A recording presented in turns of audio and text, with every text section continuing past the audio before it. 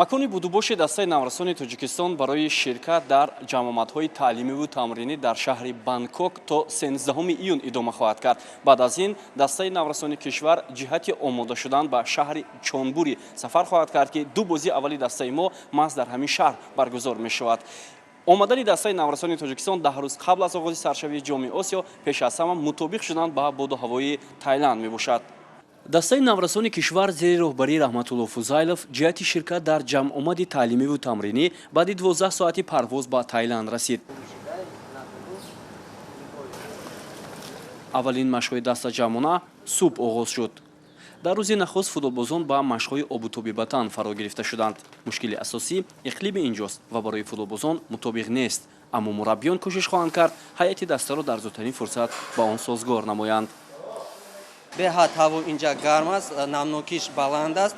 барои ҳамин ман фикр мекунам, ки 10 рӯза бачаҳо бояд одат кунанд, то якум бозии чемпионати Осиё одат кунанд ба обу ҳавои давлати Таиланд.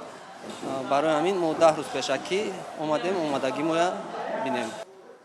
тими наврасони то 17 соли Тоҷикистон дар соли 2023 ду марҳилаи омодагиро барои ширкат дар ҷоми Осиё анҷом дода буд. моҳи феврал шогирдони Раҳматулло Фузайлов дар ҷоми Рушд, ки дар Беларус баргузор гардид, ширкат намуда бо ҳамтоёни худ аз Беларус, Русия ва Эрон рақобат карда барандаи зинаи сеюм шуданд. моҳи март Федератсияи футболи кишвар ҷамъомади дастаро дар шаҳри Дамами Арабистони Саудӣ барпо намуд. ҳамакнун ин сеюмин давраи омодашавии даста дар соли ҷорӣ аст. рӯзи 10 нақша дорем, ки бозии рафиқона кунем. охирон бозии санҷишӣ, ки пеш аз чемпионати Осиё мо мебудем, бачаҳоро як бори дига месанҷем, ки дар кадом саъат тайёр аст.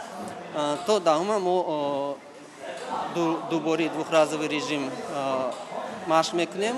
баъди 10 ба бозиҳои Осиё тайёр.